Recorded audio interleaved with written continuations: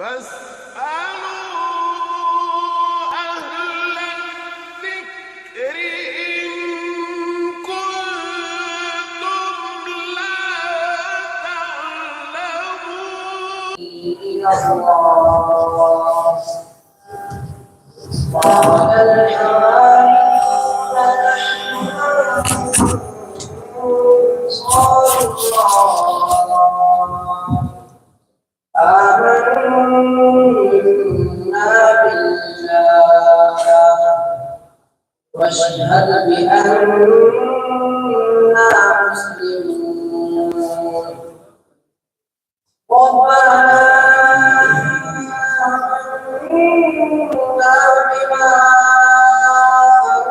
أنزلت واتبعنا الرسول فاكتبنا مع الشاهدين.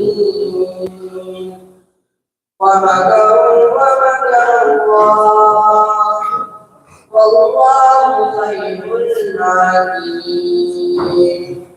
صدق الله العظيم.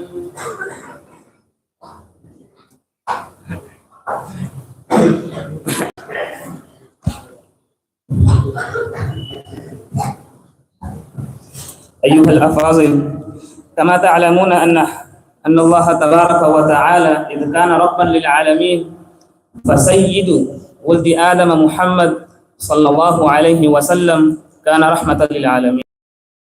فنعقب التلاوة قصيدته بمديح النبي الأكرم صلى الله عليه وسلم يتغنى بها الأخ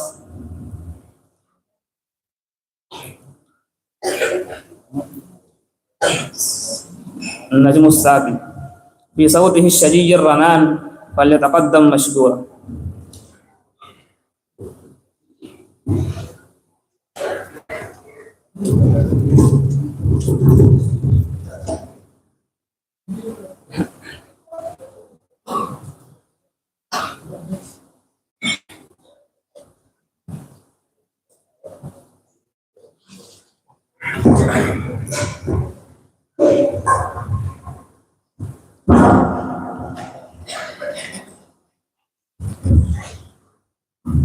कोई आपसा देखा नहीं, कोई आपसा देखा नहीं, देखने को या मोहम्मद, देखने को या मोहम्मद, यूं तो क्या देखा नहीं, देखने को या मोहम्मद, यूं तो क्या देखा नहीं, देखने को या मोहम्मद, यूं तो क्या देखा नहीं।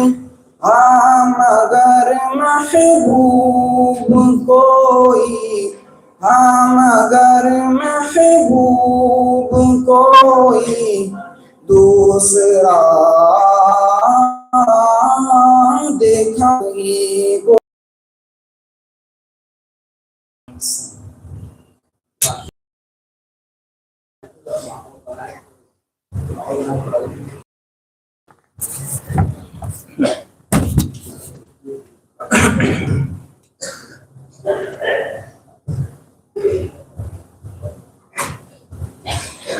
بعد ذلك نتقدم إلى غايتنا الأصلية.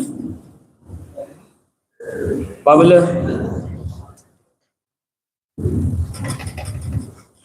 تعطى لكل مساهم 4 دقائق، ويضرب الجرس الأول على 3 دقائق والثاني على 4 دقائق، ويلزم على كل مساهم أن يترك المنصة على الجرس الثاني. لذا نبدأ سلسلة الخطباء،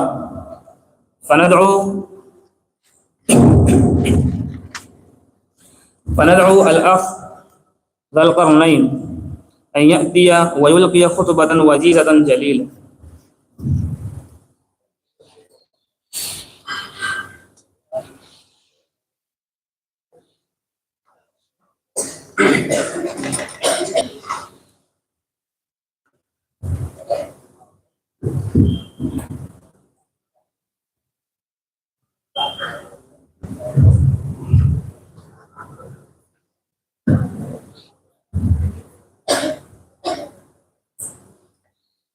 السلام عليكم ورحمة الله وبركاته. الحمد لله الحمد لله رب العالمين، والصلاة والسلام على سيد الأنبياء والمرسلين. أما بعد، فأعوذ بالله من الشيطان الرجيم. بسم الله الرحمن الرحيم. يا أيها الذين آمنوا من يرتد منكم عن دينه فسوف يأتي الله بقوم يحبهم ويحبونه، أذلة على المؤمنين أعزة على الكافرين، يجاهدون في سبيل الله. صدق الله العظيم. رئيس الحفلة المؤقر، وأساتذة الأحبة، وحضراتنا الحكم، وزملائي الكرام، إن حديثي معكم اليوم بهذه المناسبة السارة الميمونة حول موضوع ما هي الأسباب في تخلف المسلمين. أيها الإخوة الأحبة، من طبيعة الإسلام وفطرة دين الله أن يعلو ولا يعلى عليه، فلا بد لحملته وأتباعه أن يكونوا أعلى شأنا وأعز مكانا وأرفع منزلة، ولكن الأمر قد تقلب اليوم بحق المسلمين، وتغير الوضع بالنسبة إلى العصور الماضية النيرة المشرقة، فتحولت السماء والأرض، مع أن السماء هي السماء وأن الأرض هي الأرض. قد ساد المسلمون نصف المعمورة الإنسانية يوم كانوا سادة العالم، والعالم كله كان خاضعا لهم، ولكن هذا الخضوع لم يكن مجرد خضوع قوة مادية طاغية هائلة ثائرة، ولكنه كان أمام إيمان قوي وإسلام صحيح، وكان أمام خلق إسلامي نبيل وسماحة إسلامية عظيمة، وكان أمام سياسة إسلامية مباركة ونظام رشيد قويم للحياة، وكان أمام دعوة إيمانية قوية ورسالة سماوية خالدة، وكان أمام أصول ومبادئ نورانية ربانية وتعاليم نبوية كريمة.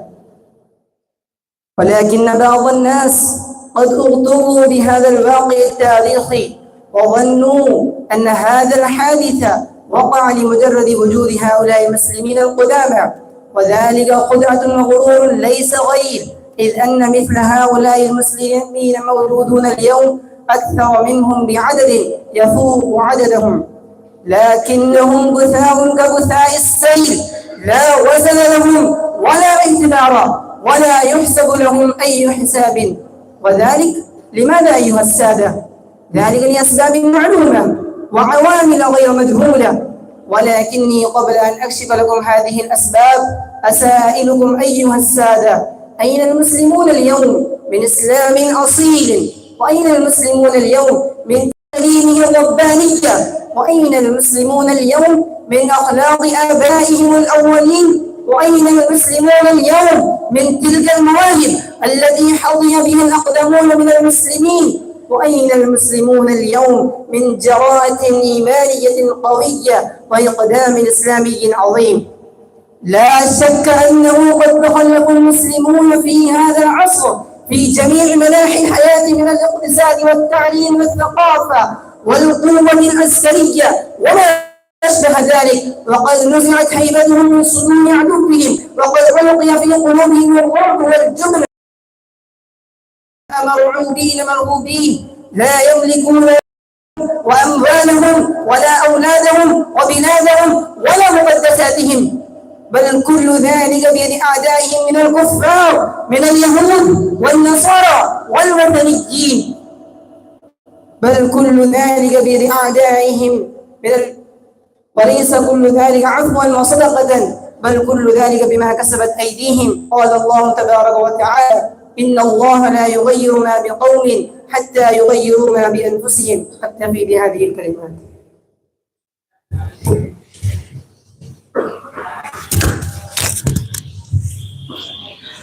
بعد ذلك أدعو الأخ عمر كفاية الله أن يأتي إلى المنصة ويخطب أمامنا.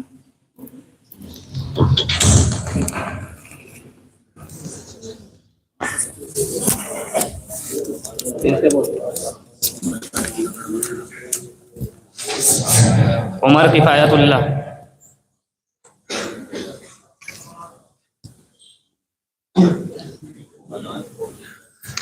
وبعد ذلك أدعو الأخ عمر محمد ياسر أن يأتي إلى المنصة ويخطب أمامنا.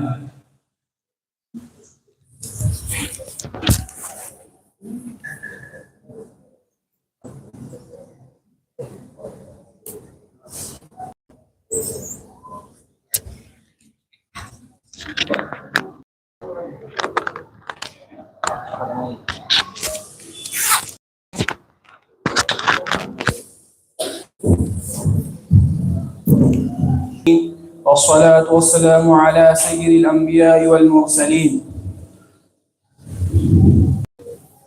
كنتم تحبون الله فاتبعوني يحببكم ذنوبكم. رئيس الحفلة المؤقت وزملائي الكرام، إني أريد أن أتحدث أمامكم حول الموضوع حب الله ورسوله. إخواني البررة، كل إنسان يخضع بالعقل والقلب. العقل يأمر بالإيتان بالأشياء التي لا تضر الإنسان ينفع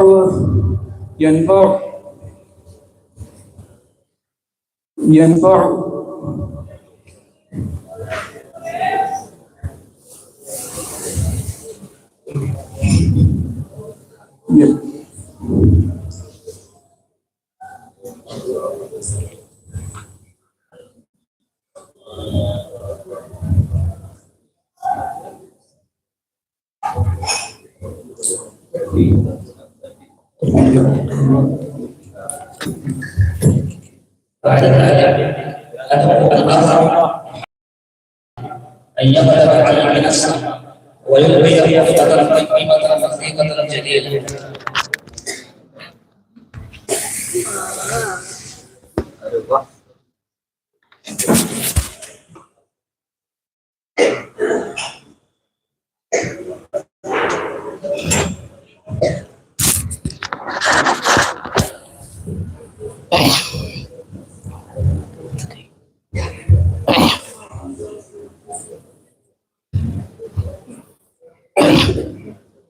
الحمد لله وكفى وسلام على عباده الذين اصطفى، أما بعد. رئيس الحفلة المؤجل وأساتذة الأحبة وحضراتهم الحكم، إني أريد أن أتحدث أمامكم حول الموضوع لماذا بعثت هذه الأمة. إخواني في الإسلام، في هذا العالم الفسيح الذي نعيش فيه ينشأ سؤال: لماذا خلق الله الخلق؟ ولماذا أرسل الأنبياء؟ ولماذا بعثت هذه الأمة؟ فلو بعثت هذه الأمة لتكون أمة التجارة، فكانت هناك في العصر الذي بعث فيه خاتم الأنبياء صلى الله عليه وسلم التجارة، تجارها مراكزها وقوافلها غادية رائحة بين الشرق والغرب. ولو بعثت هذه الأمة الزراعة، فكان هناك في العالم المتمدن فلاحون تدر أرضهم لبنا وعسلا. ولو بعثت هذه الأمة للصناعات والأعمال، فكانت البلاد المتحضرة معمورة بأصحاب الصناعة والفنون المختلفة. ولو بعثت هذه الأمة ليكون أفرادها موظفين نشيطين وإداريين بارعين وعملاء مرتزقة في الحكومات الوثنية، فكان في النظم الإدارية والوظائف الحكومية لدى الدولة الفارسية والرومية ما فيها كفاية. إذن فلماذا بعثت هذه الأمة أيها الإخوة الأكارم؟ تعالوا القرآن الكريم الذي لا يأتيه الباطل من بين يديه ولا من خلفه، فماذا يجيبنا؟ ها هو القرآن ينادينا بصوته المجلجل وبصوته العذب قائلا: أعوذ بالله من الشيطان الرجيم، كنتم خير أمة أخرجت للناس تأمرون بالمعروف وتنهون عن المنكر وتؤمنون بالله. ها هو القرآن يعرفنا حقيقة مكانتنا في هذه الأرض وحقيقة دورنا في حياة البشر وغاية مبعثنا ومهمة إخراجنا في هذا الكون. كذلك جعلناكم أمة وسطا لتكونوا شهداء على الناس ويكون الرسول عليكم شهيدا. إخوة الأكارم، ولكن يا أسفا قد تولت هذه الأمة عن أوامر خيراتها وخيريتها وتشاغلت بالدنيا الفانية كالأمم الجاهلية وتهافتت عليها تهافت الفراش على النار. فلو اطلع على حياتهم سلفنا الصالحون لم يمثل الجاهلية. ولكن يا أسفا هذه الأمة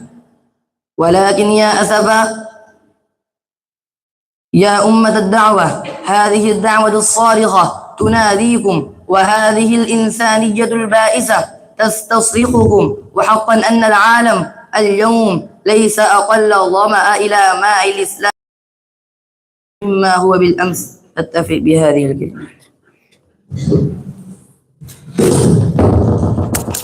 بعد ذلك أولئك عبد الرحمن أن يغلب على المنصة ويدرك إخوة الحقيقة.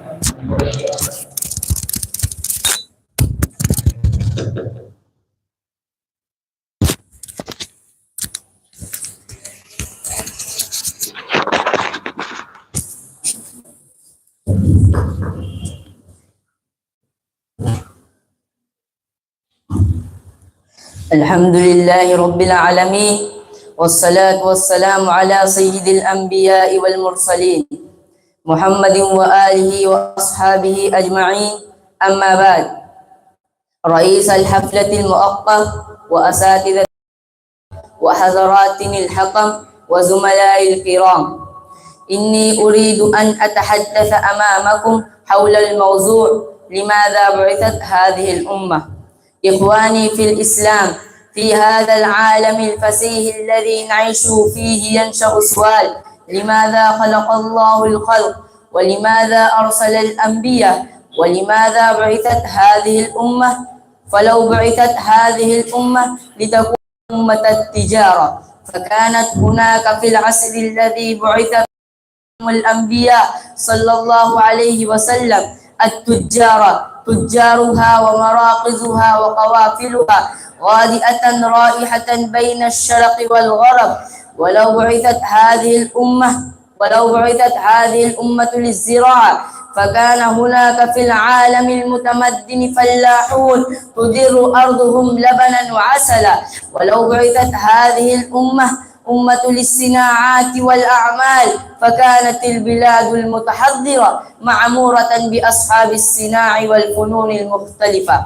ولو بعثت هذه الأمة ليكون أفرادها موظفين نشيطين وإداريين بارعين وعملاء مرتزقة في الحكومات الوطنية، فكان في النظم الإدارية والوظائف الحكومية لدى الدولتين الفارسية والرومية ما فيها كفاية. إذن فلماذا بعثت هذه الأمة أيها الإخوة الأكارم؟ ولكن يا أسفا أيها الإخوة الأكارم، تعالوا نتساءل القرآن الكريم الذي لا يأتيه الباطل من بين يديه ولا من خلفه، فماذا يجيبنا؟ ها هو القرآن ينادينا بصوته المجلجل وبصوته قائلا: أعوذ بالله إن أخرجت للناس تأمرون بالمعروف وتنهون عن المنكر وتؤمنون بالله. ها هو القرآن ينادينا يعرفنا حقيقة مكانتنا في هذه الأرض وحقيقة دورنا في حياة البشر وغاية مبعثنا ومهمة إخراجنا في هذا الكون.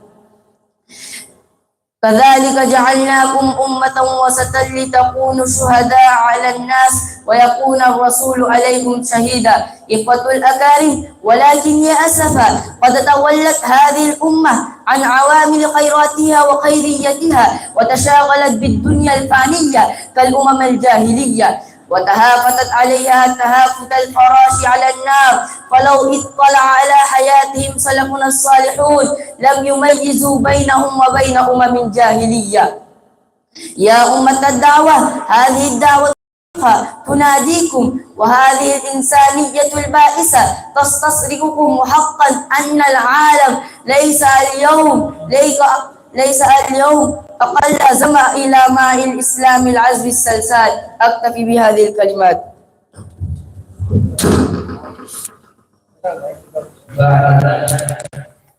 أدعو الأخ حمزة أن يحيي المنصة ويخطب أمامنا.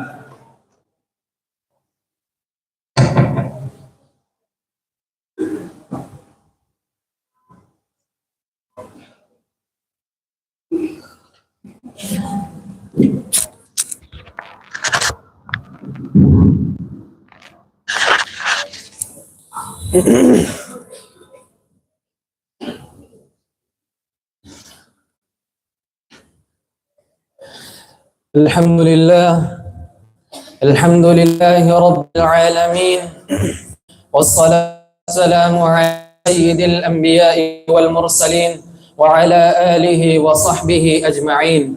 أما بعد، فأعوذ بالله من الشيطان الرجيم. بسم الله الرحمن الرحيم. ولا تحزنوا ولا تهنوا ولا تحزنوا وأنتم الأعلون إن كنتم مؤمنين. صدق الله العلي العظيم. رئيس الحفلة المؤقر وزملاء الكرام وأساتذة الأحبة وحضرات الحكم، إن حديثي معكم اليوم بهذه المناسبة السارة الميمونة حول موضوع ما هي الأسباب في تخلف المسلمين.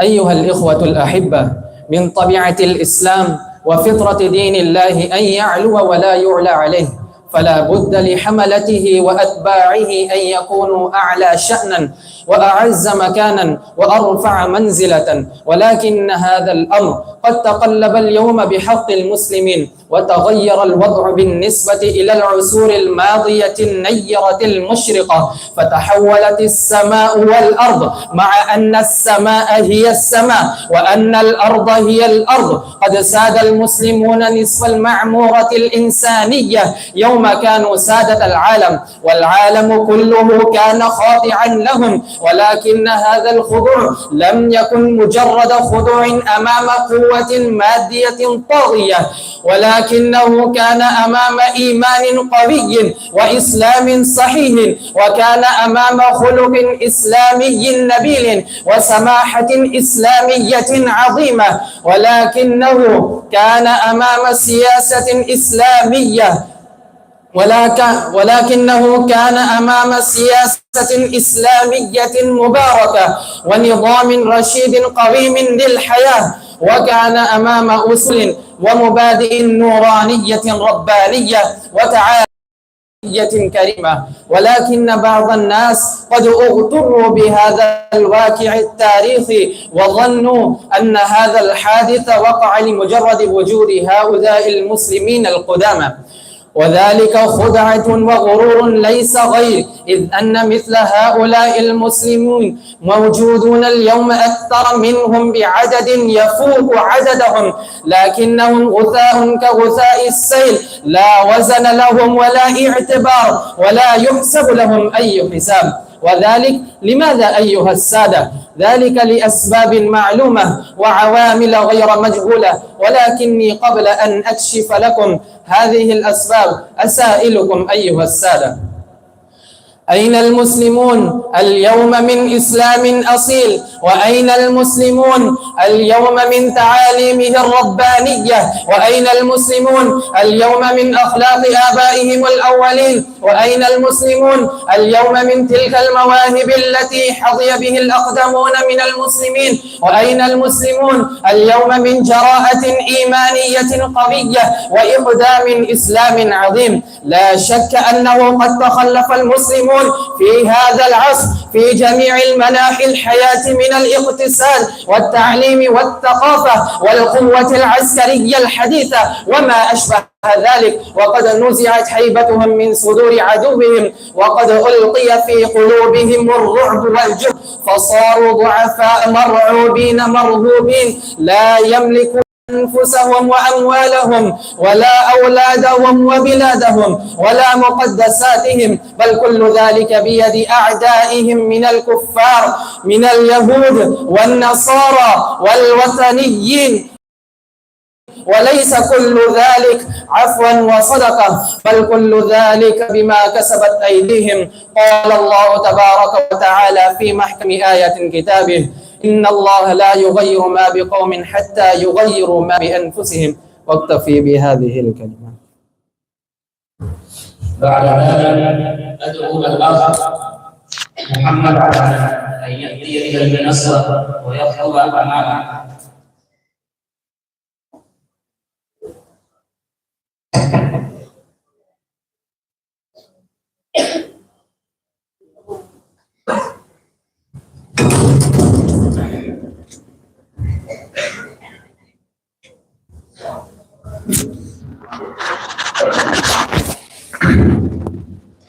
السلام عليكم ورحمة الله وبركاته. الحمد لله رب العالمين، والصلاة والسلام على سيد الأنبياء والمرسلين محمد وآله وأصحابه أجمعين.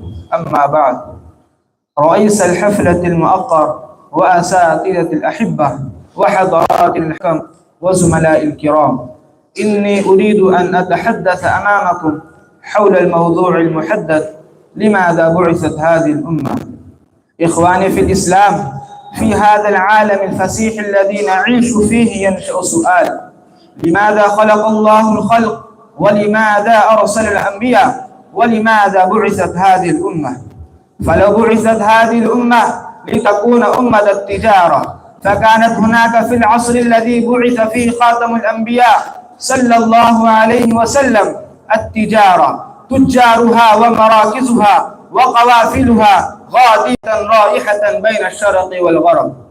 ولو بعثت هذه الأمة فكان هناك في العالم المتمدن فلاحون تجر أرزهم لبنا وعسلا.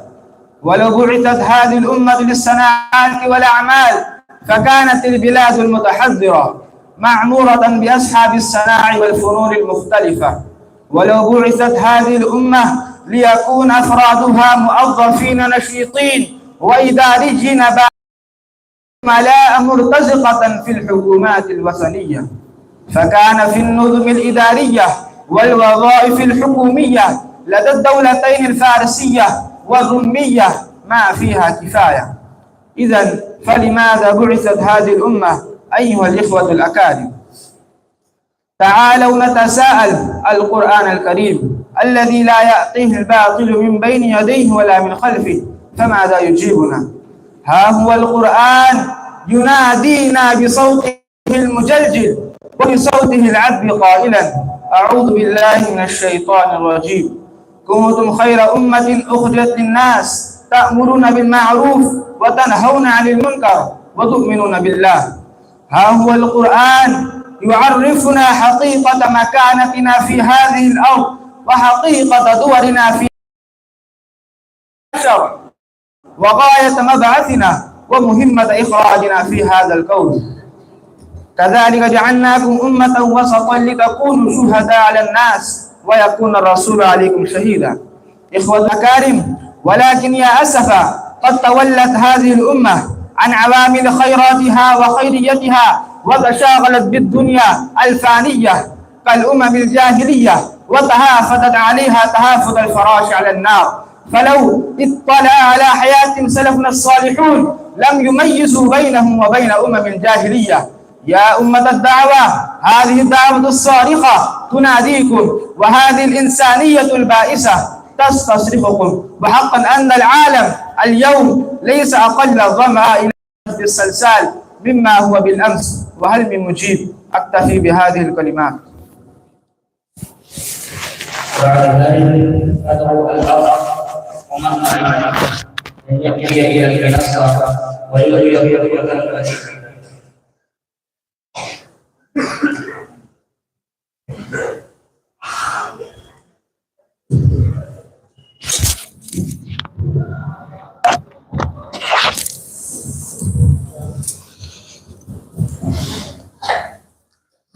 السلام عليكم ورحمة الله وبركاته. الحمد لله وكفى وسلام على عباده الذين اصطفى.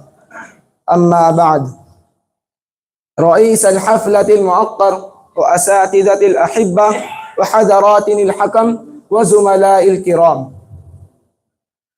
إني أريد أن أتحدث أمامكم حول الموضوع لماذا بعثت هذه الأمة. إخواني في الإسلام، في هذا العالم الفسيح الذي نعيش فيه ينشأ السؤال: لماذا خلق الله الخلق؟ ولماذا أرسل الأنبياء؟ ولماذا بعثت هذه الأمة؟ فلو بعثت هذه الأمة لتكون أمة التجارة، فكانت هناك في العصر الذي بعث فيه خاتم الأنبياء صلى الله عليه وسلم التجارة، تجارها ومراكزها وقوافلها غادية رائحة بين الشرق والغرب. ولو بعثت هذه الأمة للزراعة، فكان هناك في العالم المتمدن فلاحون تضر أرضهم لبنا وعسلا. ولو بعثت هذه الأمة للصناعات والأعمال، فكانت البلاد المتحضرة معمورة بأصحاب الصناع والفنون المختلفة. ولو بعثت هذه الأمة ليكون أفرادها موظفين نشيطين وإداريين بارعين وعملاء مرتزقة في الحكومات الوثنية، فكان في النظم الإدارية والوظائف الحكومية لدى الدولتين الفارسية والرومية ما فيها كفاية. إذن فلماذا بعثت هذه الأمة أيها الإخوة الأكارم؟ تعالوا نتساءل. القرآن الكريم الذي لا يأتيه الباطل من بين يديه ولا من خلفه، فماذا يجيبنا؟ ها هو القرآن ينادينا بصوته المجلجل وبصوته العذب قائلا: أعوذ بالله من الشيطان الرجيم، كنتم خير أمة أخرجت للناس تأمرون بالمعروف وتنهون عن المنكر وتؤمنون بالله. ها هو القرآن يعرفنا حقيقة مكانتنا في هذه الأرض وحقيقة دورنا في حياة البشر وغاية مبعثنا ومهمة إخراجنا في هذا الكون. وكذلك جعلناكم أمة وسطا لتكونوا شهداء على الناس ويكون الرسول عليكم شهيدا. إخوة الأكارم، ولكن يا أسفا قد تولت هذه الأمة عن عوامل خيراتها وخيريتها وتشاغلت بالدنيا الفانية كالأمم الجاهلية، وتهافتت عليها تهافت الفراش على النار. فلو اطلع على حياتهم سلفنا الصالحون لم يميزوا بينهم وبين أمم جاهلية. يا أمة الدعوة، هذه الدعوة الصارخة تناديكم، وهذه الإنسان البائسة تستصرخكم. وحقا أن العالم اليوم ليس أقل ظمأ إلى ماء الإسلام العذب السنسال مما هو بالأمس. وهل من مجيب؟ أكتفي بهذه الكلمات. بعد ذلك أدعو المساجد الآخر الأخ محمد أمان أن يهدي إلى المنصة ويخطب أمامه.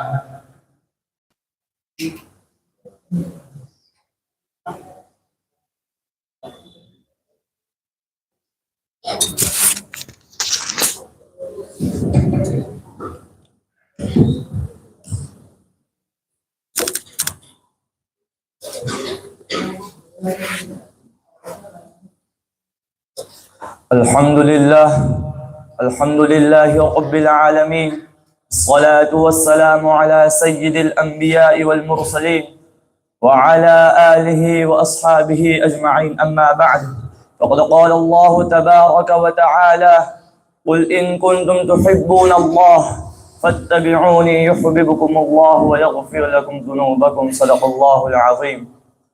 رئيس الحفلة المؤطر وأساتذة الأحبة وحضراتنا الحكم وزملاء الكرام، إني أريد أن أتحدث أمامكم حول الموضوع حب الله ورسوله. إخواني البررة، كل إنسان يحظى بالعقل والقلب. العقل يأمر بالإيتان بالأشياء التي لا تضر الإنسان ويمنعه من أن يقترف ذنبا يصبر عن فساد آخرته وحياته الدنيوية. ومن ناحية أخرى، القلب يقتضي أن يحب الرجل كل شيء يهيم به، يضر أو ينفع، يجدي أو يشين.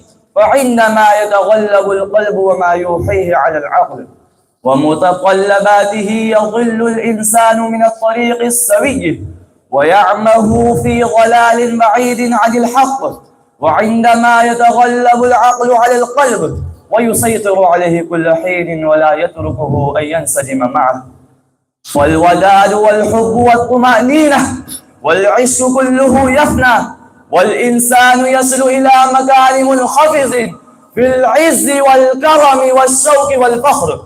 ويجب على الإنسان أن يختار طريقا سويا متزنا جامعا بين العقل والقلب، هاديا إلى الجنة ونعمة الرحمن، ومنقذا من النار والظلم والجور والفسق.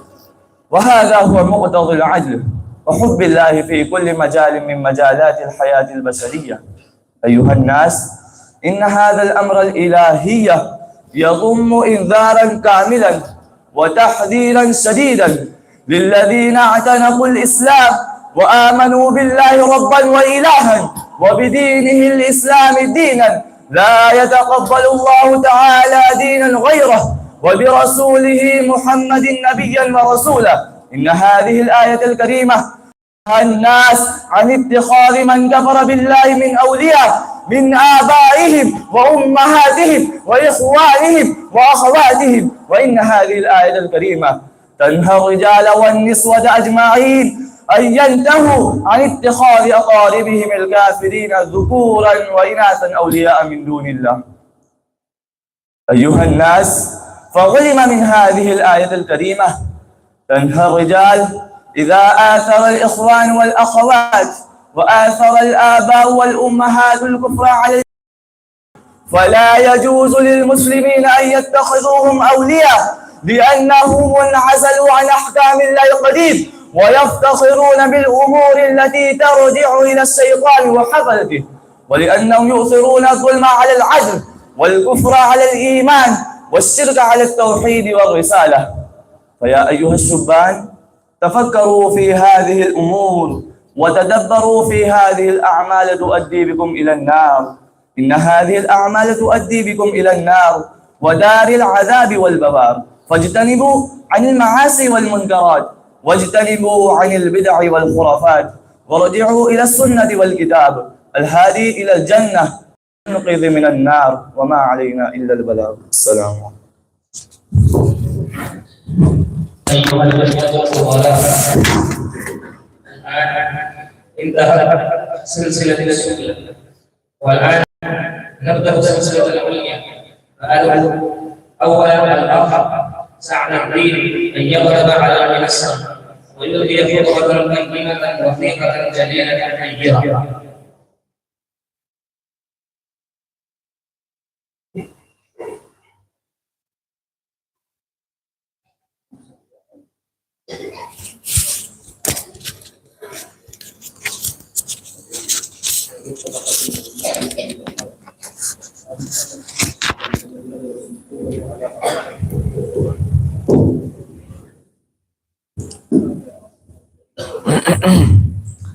السلام عليكم ورحمة الله وبركاته.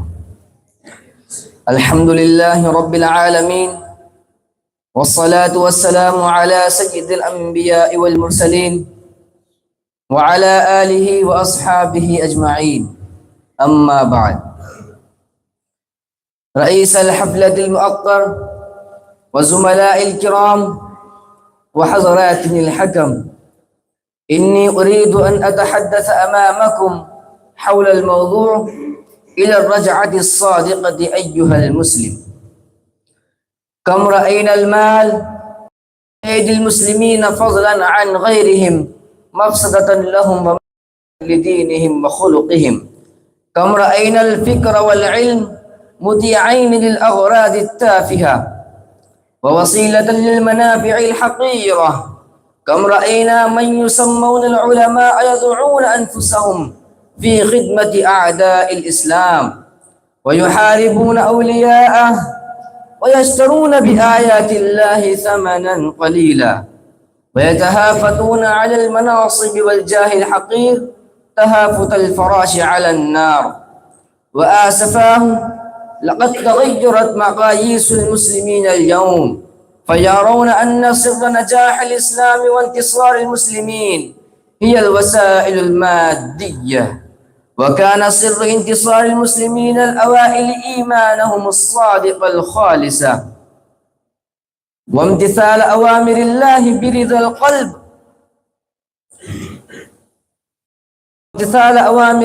برضا القلب ورغبتهم العميقة في التفاني في سبيل الله.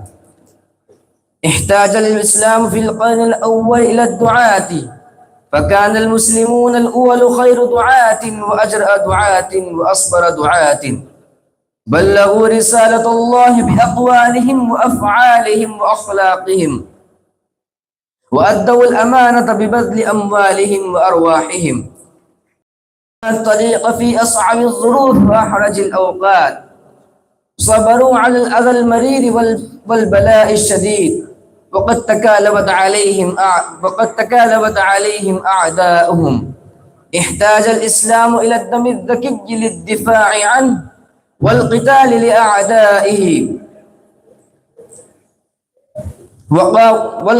لأعدائه، فاستبق المسلمون فأراقوا دماءهم وضحوا نفوسهم ونفيسهم وقاوموا معاند الحق وجنود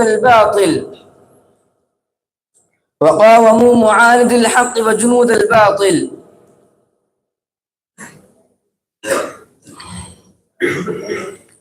أكتفي بهذه الكلمات. أيها الأخوة،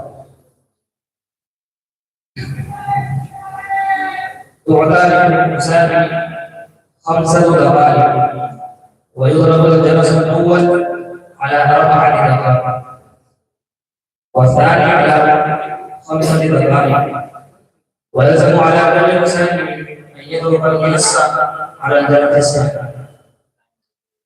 بعد ذلك عدو الأرض نجم الثاقب أن يأتي إلى المنصة ويقطع أمامه.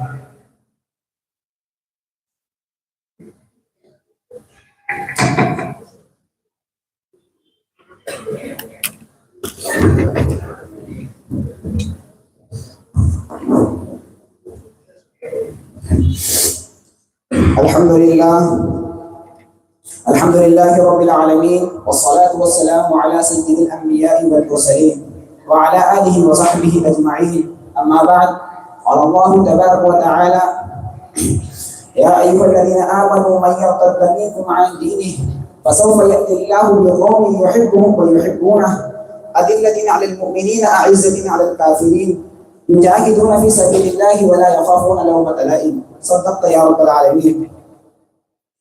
أمامكم حول موضوع قد نقص الدين ونحن أحياء.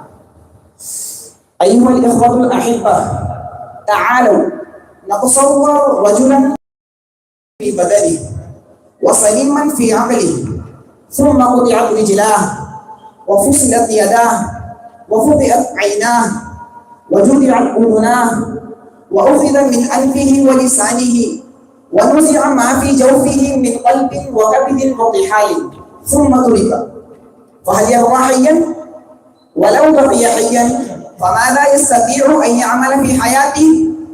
وكذا حال الإسلام اليوم، مع أنه جسم كامل متكامل لا يمكن فصل أي جزء من جسمه، ولو فصل جزء من جسمه فيكون ناقصا مبطونا مقطوعا مشلولا، فكما لا يصلح لرجل صحيح الجسم متكامل البنية أن يكون مقطوع الأيدي ومشلول الأقدام، فكذلك لا يتصور عن الإسلام بأن يكون سليما متكاملا شاملا إلا أن يؤخذ كله ويطبق كله.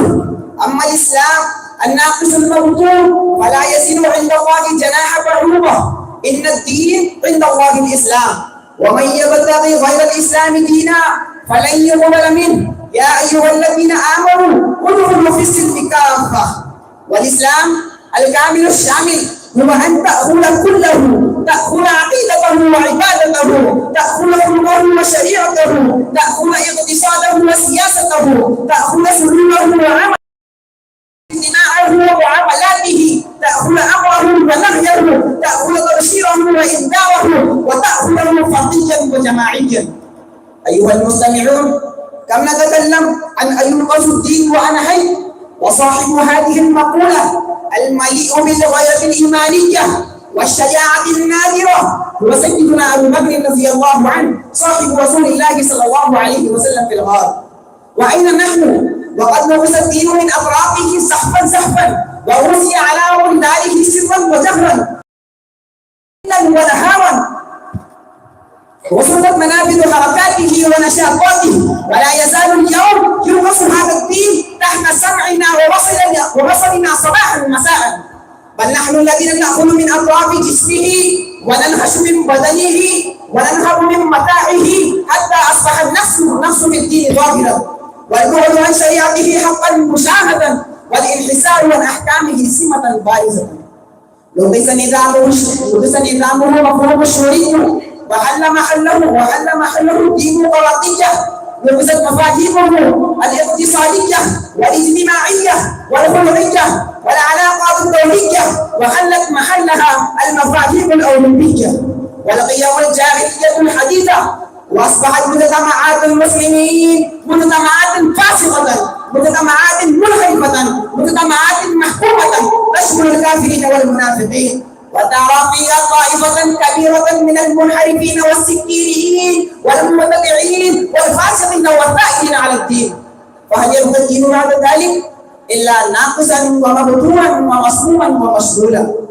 إخواني، أينقص الدين وأنا حي، تنادينا هذه الكلمة الصالحة المجدلة أن نغار على أنفسنا، وأن نرجع إلى ديننا، وأن نتمسك بشريعتنا. محمد رسول الله والذين معه أشداء على الكفار رحماء بينهم. وآخر دعوانا أن الحمد لله رب العالمين. بعد ذلك ندعو الأخ عبد الله أن يأتي إلى المنصة ويخطب أمامنا.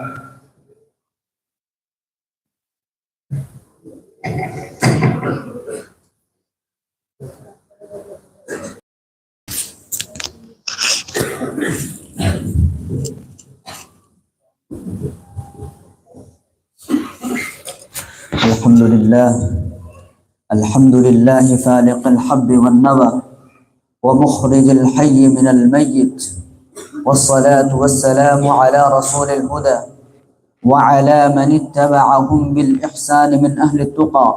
أما بعد، فأعوذ بالله من الشيطان الرجيم. بسم الله الرحمن الرحيم. يا الذين آمنوا اتقوا الله وكونوا مع الصادقين. وقال تعالى في موضع آخر: فلو صدقوا الله لكان خيرا لهم. وقد جاء في الحديث عن عبد الله بن مسعود رضي الله عنه عن النبي صلى الله عليه وسلم قال: إن الصدق يهدي إلى البر، وإن البر يهدي إلى الجنة، وإن الرجل ليصدق حتى يكتب عند الله صديقا، وإن الكذب يهدي إلى الفجور، وإن الفجور يهدي إلى النار، وإن الرجل ليكذب حتى يكتب عند الله كذابا، أو كما قال عليه الصلاة والسلام.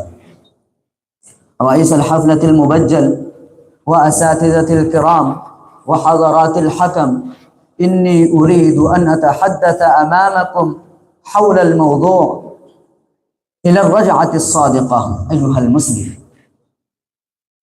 حضرات المستمعين، أننا نتحدث كثيرا عن حاجة المسلمين إلى رفع مستوى الحياة وتوفير المال والاختصاصات العلمية المادية، ولا نتحدث إلا قليلا عن حاجة المسلمين إلى صدق الإيمان بالله وتمتين الصلة به وامتثال أمره ونهيه وتحري رضوانه. كم رأينا المال في أيدي المسلمين فضلا عن غيرهم مفسدة لهم ومهلكة لدينهم وخلقهم. كم رأينا الفكر والعلم مطيعين للأغراض التافهة ووسيلة للمنافع الحقيرة. كم رأينا من يسمون العلماء يضعون أنفسهم في خدمة أعداء الإسلام ويحاربون أولياءه ويشترون بآيات الله ثمنا قليلا ويتهافتون على المناصب والجاه الحقير تهافت الفراش على النار. وأسفاه لقد تغيرت مقاييس المسلمين اليوم، فيرون أن سر نجاح الإسلام وانتصار المسلمين هي الوسائل المادية، وكان سر انتصار المسلمين الأوائل إيمانهم الصادق الخالص وامتثال أوامر الله من القلب ورغبتهم العميقة في التفاني في سبيل الله. احتاج الإسلام في القرن الأول إلى الدعاة، فكان المسلمون خير دعاة وأجرأ دعاة وأصبر دعاة بلغوا رسالة الله بأقوالهم وأفعالهم وأخلاقهم، وأدوا الأمانة ببذل أموالهم ببذل أموالهم وأرواحهم، وشقوا لها الطريق في أصعب الظروف وأحرج الأوقات. صبروا على الأذى المرير والبلاء الشديد عليهم أعداؤهم. احتاج الإسلام إلى الدم الذكي للدفاع عنه والقتال لأعدائه، فاستبق المسلمون فأراقوا دماءهم وضحوا نفوسهم ونفيسهم وقاوموا معاند الحق وجنود الباطل وضحوا عبيد الأهواء والمطامع، ورأوا الشهادة انتصارا ورأوا رضوان الله هدفا وغاية. يحتاج الإسلام إلى المعارف العلمية وتبيان الأحكام وتوجيه الحياة وكشف أباطل المتشككين فيه، فنهض العلماء المخلصون بذلك أحسن نهوض وبادروا إلى سد هذه الثغرة مثل ما بادروا إلى الجهاد بالأموال والأرواح. أكتفي بهذه الكلمات. بعد ذلك أدعو الأخ محمد سمير أن يقرأ معنا المنصة ويلقي الخطبة الرئيسية.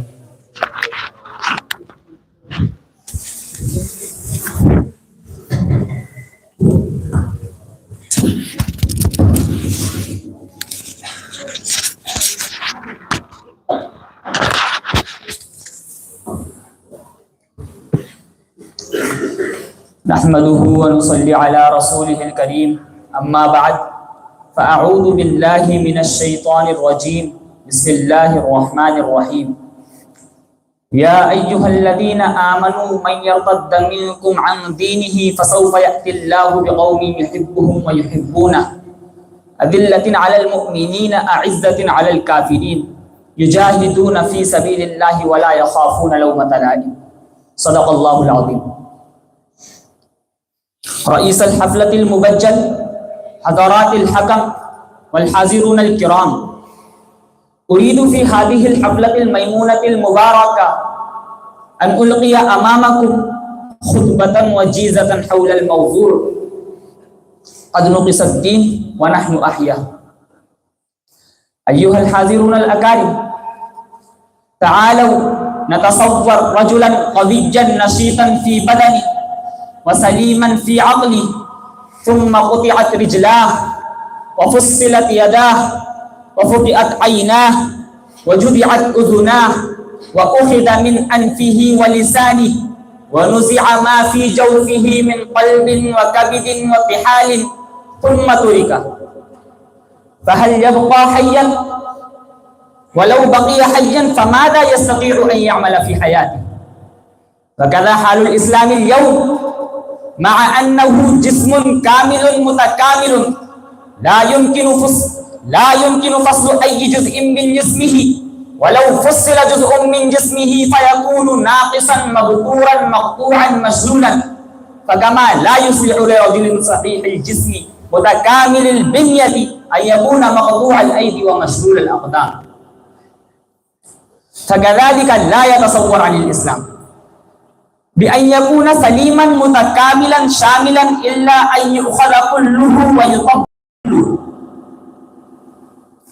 أما الإسلام الناقص المبتور فلا يزن عند الله جناح بعوضة، إن الدين عند الله الإسلام، ومن يبتغي غير الإسلام دينا فلن يقبل منه. يا أيها الذين آمنوا ادخلوا في السلم كافة. والإسلام الكامل الشامل هو أن تأخذ كله، تأخذ عقيدته وعبادته، تأخذ حكمه وشريعته، تأخذ اقتصاده وسياسته، تأخذ اجتماعه ومعاملاته، تأخذ سلوكه وعمله، تأخذ اجتماعه ومعاملاته، تأخذ تبشيره وإنذاره، تأخذه فرديا وجماعيا. أيها الحاضرون الأجلة، كم نتكلم عنه؟ أينقص الدين وأنا حي؟ وصاحب هذه المقولة المليء بغيرة الإيمانية والشجاعة النادرة هو سيدنا أبو بكر رضي الله عنه، صاحب رسول الله في الغار. وأين نحن؟ وقد نقص الدين من أطرافه زحفا زحفا، وغزي على عقر داره سرا وجهرا، وشن عليه ليلا ونهارا، وعومل معه معاملة الإنسان الذي قطعت يداه ورجلاه وسدت منافذ حركاته ونشاطاته، وعومل معه معاملة الإنسان الذي قطعت يداه ورجلاه وسدت منافذ حركاته ونشاطاته. ولا يزال اليوم ينقص هذا الدين تحت سمعنا وبصرنا صباحا ومساء، بل نحن الذي نأخذ من أطراف جسمه وننهش من بدنه وننهب من مطاعه، حتى أصبح النقص في الدين ظاهرا، والبعد عن شريعته حقا مشاهدا، والانحسار عن أحكامه سمة بارزة. نقص نظامه السياسي وتعطلت قوانينه في الحياة، وحل محله القوانين الوضعية، غاب مفهوم الأمة عن الأذهان، وحل محله مفهوم القومية والوطنية.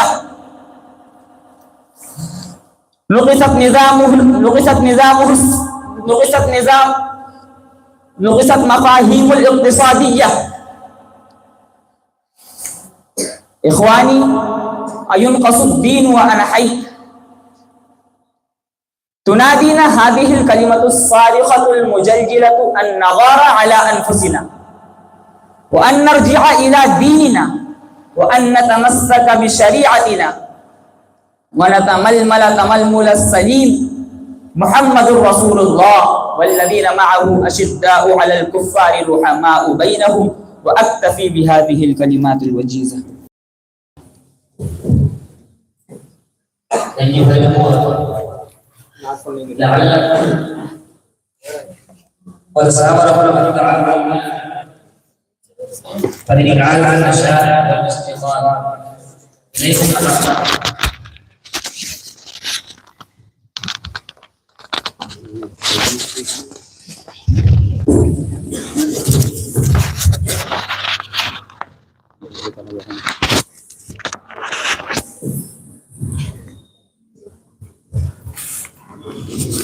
السلام علیکم ورحمۃ اللہ وبرکاتہ.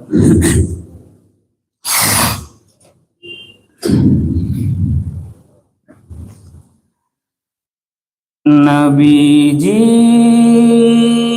کے گاؤں،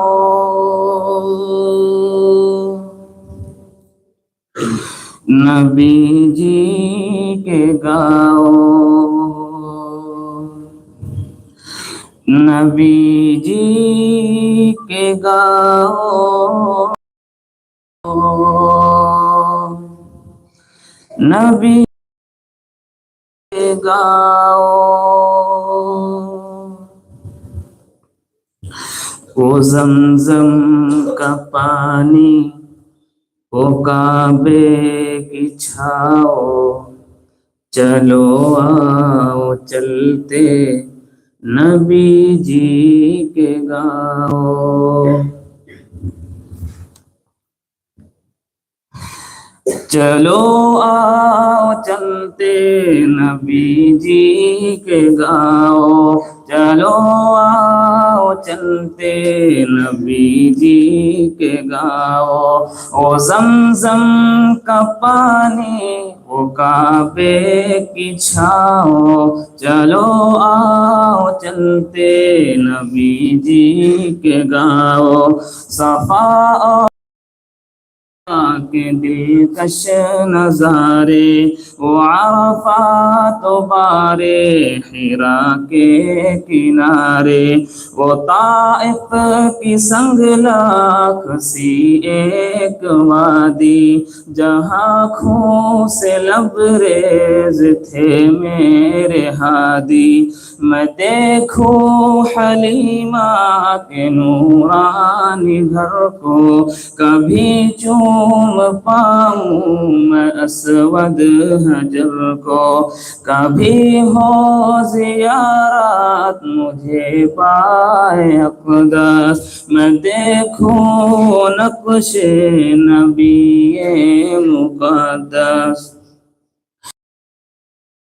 آب زمزم کا تحفہ عطا ہو، سعی کی تڑپ اور جذبہ عطا ہو، مجھے ملتزم کی ہو ساعت نصیبی، جہاں رو کے مانگوں میں تیری فقیری. وہ مکہ کی بستی، وہ کی گلیاں، وہ خاک و چمن دار تلیا، خدا نیک میرا یہ کب سے ہے ارماں، میں دیکھوں حنین اور خندق کا میدان. خدایا مجھے اپنے در پر بلا لو، گناہوں کے دلدل سے مجھ کو بچا لو. میں کعبے کا منظر حسی دیکھ پاؤں، چلو آؤ چلتے نبی جی کے گاؤں، چلو آؤ چلتے نبی جی کے گاؤں. زمزم کا پانی، وہ کعبے کی چھاؤ، چلو آؤ چلتے نبی جی کے گاؤں.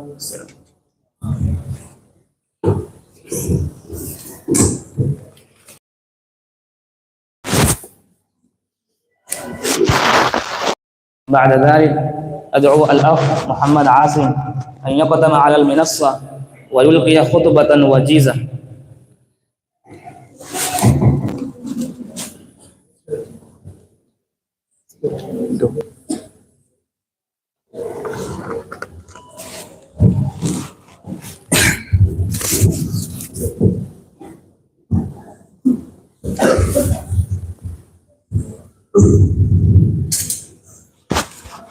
نحمده ونصلي على رسوله أما بعد.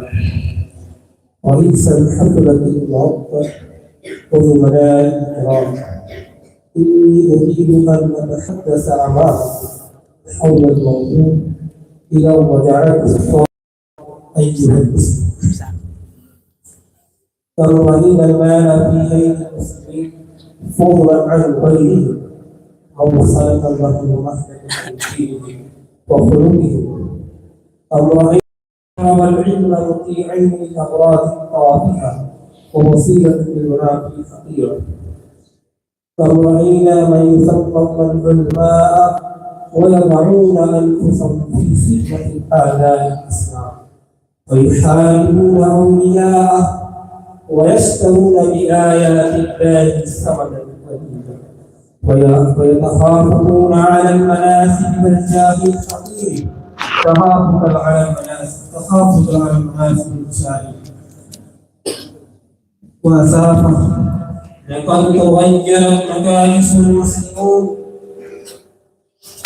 تغيرت مكائس المسلمون اليوم فيرون أن سر نجاح الإسلام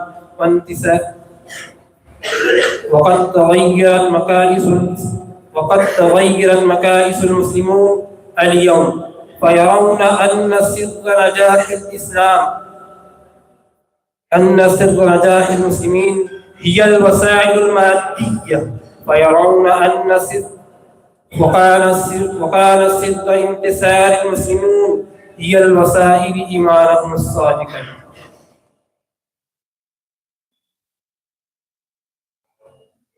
أستغفر هذه الكلمة. بعد ذلك أدعو الأخ محمد أن يهدي إلى النصر ويخطب أمامه.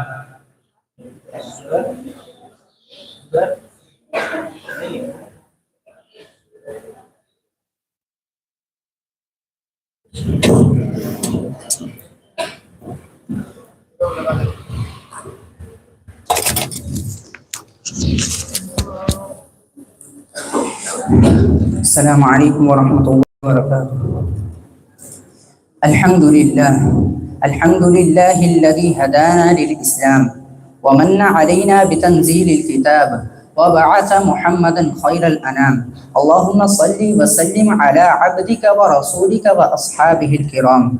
أما بعد، فقد قال الله تبارك وتعالى في القرآن المجيد: أفتؤمنون ببعض الكتاب وتكفرون ببعض فما جزاء من يفعل ذلك منكم إلا خزي في الحياة الدنيا ويوم القيامة يردون إلى أشد العذاب وما الله بغافل عما تعملون.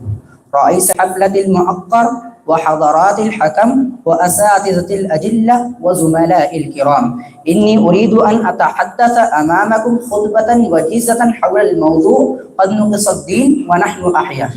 أيها الإخوة الأحبة، تعالوا نتصور رجلا قويا نشيطا في بدنه وسليما في عقله، ثم قطعت رجلاه وفصلت يداه وفقعت عيناه وجدعت أذناه وأخذ من أنفه ولسانه ونزع ما في جوفه من قلب وكبد وطحال ثم ترك، فهل يبقى حيا؟ ولو بقي حيا فماذا يستطيع أن يعمل في حياته؟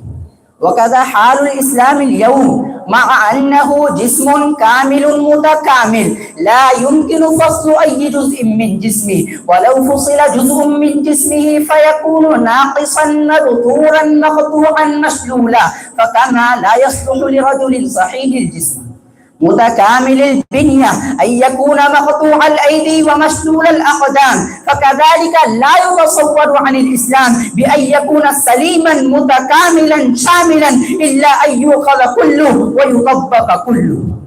أما الإسلام الناقص المبتور فلا يزن عند الله جناح بعوضة، إن الدين عند الله الإسلام، ومن يبتغي غير الإسلام دينا فلن يقبل منه. يا أيها الذين آمنوا ادخلوا في السلم كافة. والإسلام الكامل الشامل هو أن تأخذ كله، تأخذ عقيدته وعبادته، تأخذ خلقه وشريعته، تأخذ اقتصاده وسياسته، تأخذ اجتماعه ومعاملاته، تأخذ أمره ونهيه، تأخذ تبشيره وإنذاره، وتأخذه فرديا وجماعيا. أيها المستمعون الكرام، كم نتكلم عن أينقص الدين وأنا حي، وصاحب هذه المقولة المليء بالغيرة الإيمانية والشجاعة النادرة هو سيدنا أبو بكر صاحب رسول الله صلى الله عليه وآله وسلم في الغار. أيها الإخوة الأحبة، وأين نحن؟ وقد نقص الدين من أطرافه زحفا زحفا، وغزي على أقرداره سرا وجهرا، وسن عليه ليلا ونهارا، وعُمل معه معاملة الإنسان الذي قطعت يداه ورجلاه وسدت منافذ حركاته ونشاطاته. ولا يزال اليوم ينقص هذا الدين تحت سمعنا وبصرنا صباح مساء، بل نحن الذين نأخذ من أطراف جسمه وننهش من بدنه وننهب من متاعه، حتى أصبح النقص في الدين ظاهرا، والبعد عن شريعته حقا مشاهدا، والانحصار عن أحكامه سمة بارزة. نقصت مفاهيمه الاقتصادية والاجتماعية والخلقية والعلامات الدولية، وحلت محلها المفاهيم الأوروبية والقيم الجاهلية الحديثة، وأصبحت مجتمعات المسلمين مجتمعات فاسقة، مجتمعات منحرفة، مجتمعات محكومة تشمل الكافرين والمنافقين، وترى فيها طائفة كبيرة من المنحرفين والسكيرين والمبتدعين والفاسقين والسائرين على الدين. وهل يبقى الدين بعد ذلك إلا ناقصا ومبتورا ومسموما ومشلولا؟ أيها الإخوة الأجل، أينقص الدين وأنا حي؟ تنادينا هذه الكلمة الصارخة المجلجلة أن نغار على أنفسنا، وأن نرجع إلى ديننا، وأن نتمسك بشريعتنا، ونضطرب لأدنى نقص فيه اضطراب الأليم، ونتململ تململ السليم. محمد رسول الله والذين معه أشداء على الكفار رحماء بينهم. أكتفي بهذه الكلمات.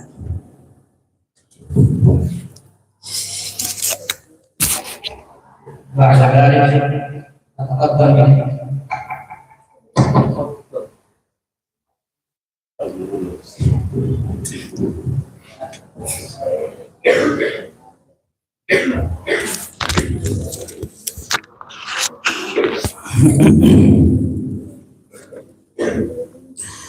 الحمد لله رب العالمين، والصلاة والسلام على سيد الأنبياء والمرسلين محمد وآله وصحبه أجمعين. أما بعد، فأعوذ بالله من الشيطان الرجيم. بسم الله الرحمن الرحيم. يا أيها الذين آمنوا من يرتد منكم عن دينه فسوف يأتي الله بقوم يحبهم ويحبونه، أذلة على المؤمنين أعزة على الكافرين، يجاهدون في سبيل الله ولا يخافون لومة لائم. صدق الله العظيم.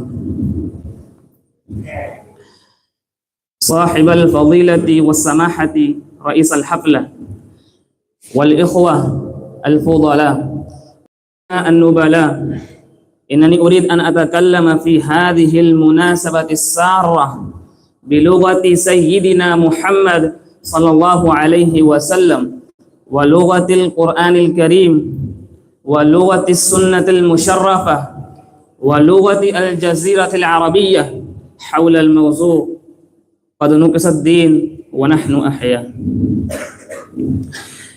أيها الإخوة الفضلاء، تعالوا نتصور رجلا قويا نشيطا في بدنه وسليما في عقله، ثم قطعت رجلاه وفصلت يداه وفقئت عيناه وجدعت أذناه وأخذ من أنفه ولسانه ونزع ما في جوفه من قلب وكبد وطحال ثم ترك، فهل يبقى حيا؟ ولو بقي حيا فماذا يستطيع أن يعمل في حياته؟ وكذا حال الإسلام اليوم، مع أنه جسم كامل متكامل لا يمكن فصل أي جزء من جسمه، ولو فصل جزء من جسمه فيكون ناقصا مبتورا مقطوعا مشلولا. فكما لا يصلح لرجل صحيح الجسم متكامل البنية أن يكون مقطوع الأيدي ومشلول الأقدام، فكذلك لا يتصور عن الإسلام بأن يكون سليما متكاملا شاملا إلا أن يؤخذ كله ويطبق كله. أيها المستمعون الكرام، كم نتكلم عن ينقص الدين وأنا حي، وصاحب هذه المقولة المليء بالغيرة الإيمانية والشجاعة النادرة هو سيدنا أبو بكر صاحب رسول الله صلى الله عليه وسلم في الغار ورفيقه في الهجرة ودار القرار. وأين نحن وقد نقص الدين من أطرافه زحفا زحفا، وغزي على عقر داره سرا وجهرا، وشن عليه ليلا ونهارا، وعومل معه معاملة الإنسان الذي قطعت يداه ورجلاه وسدت منابض حركاته ونشاطاته. ولا يزال اليوم ينقص هذا الدين تحت سمعنا وبصرنا صباحا ومساء، بل نحن الذين نأخذ من أطراف جسمه وننهش من بدني وننهب من متاعي. نقص نظامه السياسي وتعطلت قوانينه في الحياة وحل محله القوانين الوضعية. نقصت مفاهيم الاقتصادية والخلقية والاجتماعية والعلاقات الدولية، وحلت محلها المفاهيم الأوروبية والقيم الجاهلية الحديثة، وأصبحت مجتمعات المسلمين مجتمعات فاسقة، مجتمعات منحرفة، مجتمعات محكومة والمنافقين. وهل يبقى الدين بعد ذلك إلا ناقصا ومبتورا ومسموما ومشلولا؟ أيها الإخوة الفضلاء، أينقص الدين وأنا حي؟ تنادينا هذه الكلمة الصارخة المجلجلة أن نغار على أنفسنا وأن نتمسك بشريعتنا وأن نرجع إلى ديننا ونضطرب لأدنى نقص فيه اضطراب الأليم ونتململ تململ السليم. محمد رسول الله والذين معه أشداء على الكفار رحماء بينهم. أكتفي بهذه الكلمات وما علينا إلا البلاغ.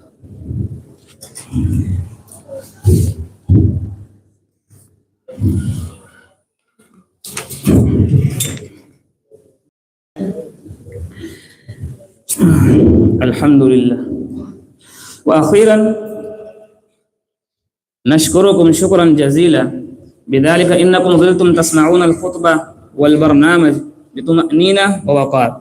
والآن أخيرا نلتمس منكم التمسك بالصبر إلى دقائق عديدة، ونلتمس من أستاذنا الجليل النبيل الشيخ الفاضل المفتي بلال أحمد صاحب القاسمي حفظه الله ورعاه أن يلقي بتأثراته وقوائفه القيمة وينصحنا بكلماته العالية الفاضلة النيرة الطيبة لكي نعيش الحياة على ضوء هذه الكلمات العالية ونكون علماء كاملين جيدا بكل.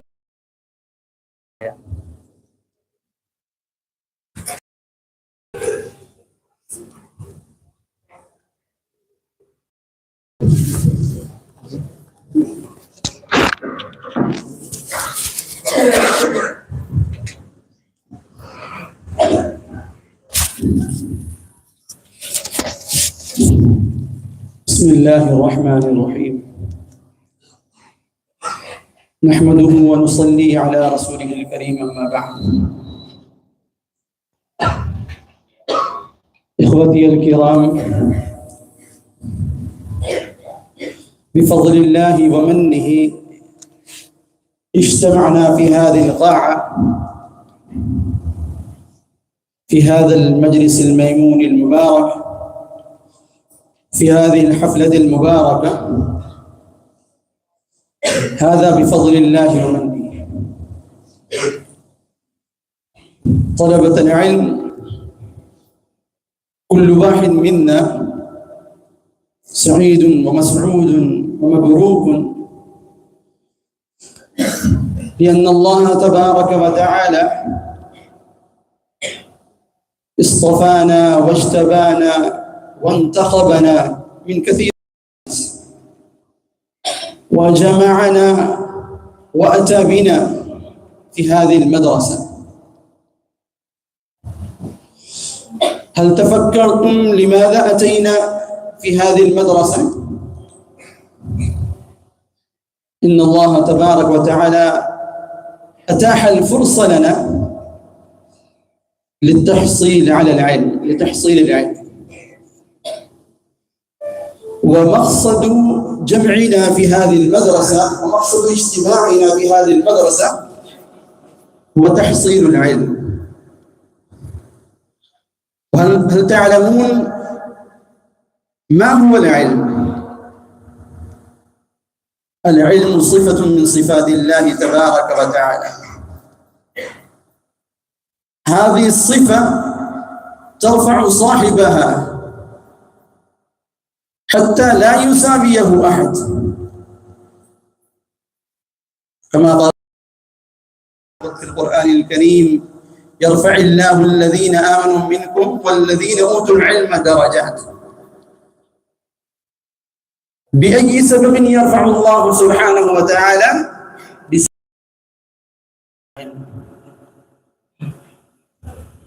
وإلى أين يرفع الله؟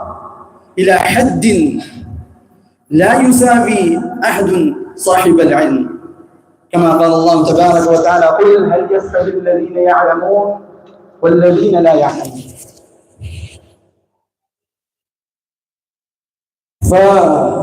فالعلم هو سبب الرفعة، هو سبب العلو، هو سبب الشان. فلذلك علينا أن نهتم ونجتهد كل الاجتهاد في حصول هذا العلم، في تحصيل هذا العلم. لذلك أن النبي صلى الله عليه وسلم حث هذه الأمة على طلب العلم، فقال: طلب العلم فريضة على كل مسلم. والنبي صلى الله عليه وسلم كان لا يكتفي بالحث فقط، بل أن النبي صلى الله عليه وسلم كان يرغب هذه الأمة للتحصل على العلم. كان يبين فضائل تحصيل العلم، كما قال النبي صلى الله عليه وسلم: من سلك علما سهل الله له به طريقا إلى الجنة، وإن الملائكة لتضع أجنحتها تحت أقدام الطالب، تحت قدمي الطالب. لماذا؟ رضا لطالب العلم. فنحن لما ننظر إلى هذه الآيات وإلى هذه الأحاديث، فلازم علينا أن نهتم ونجتهد في التحصيل العلمي. واعلموا أن العلوم العالية فقط ثلاثة: علم القرآن، وعلم الحديث، وعلم الفقه. هذه العلوم الثلاثة هي العلوم العالية، وغيرها من العلوم ليست مقصودة وليست عالية، بل ذريعة، بل هي العلوم الذرائع لتحت العلوم الثلاثة، كالنحو والصرف والبلاغة والأدب وسائر العلوم الإسلامية غيرها. هي الذرائع، هي الآلات لتحصيل علم القرآن، لتحصيل علم الحديث، ولتحصيل علم الفقه. وتيقنوا أن هذا العلم لا نتحصل عليه إلا بالاجتهاد، أن العلم الدين له اجتهاد، أو ينبغي لنا أن نقول له درجات. الدرجة الأولى التعلم، بغير التعلم لا نتحصل على علم الدين. بالتعلم لا نتحصل على العلم، لا نتحصل على علم الدين، بل لا نتحصل على علم الدنيا أيضا بغير التعلم. وكل من أراد أن يتعلم فعليه الاجتهاد، فعليه أن يجتهد. بغير الاجتهاد، بغير الجهد، لا يوجد التعلم. فلذلك قال الشاعر: من طلب العلا سهر الليالي، بقدر الكد تكتسب المعالي. وقال: تروم العزة وتنام ليلا، أي تريد العزة، تريد العلم وتنام ليلا. يغوص البحر من طلب اللآلي، أي الذي يطلب اللآلي هو لا يجلس على شاطئ البحر. الذي يطلب اللآلي هو ماذا يفعل؟ هو في البحر ويغوص في البحر، بعد ذلك يتحصل على اللآلي. بغير الدخول في البحر، بغير الدخول في النهر، لا يستطيع أن يتحصل على اللآلي. فكذلك الطالب، طالب العلم الذي يريد التعلم، الذي يريد العلم، الذي يريد علم الدين، فعليه أن يجتهد. بغير الاجتهاد وبغير التعلم لا يتحصل على علمه.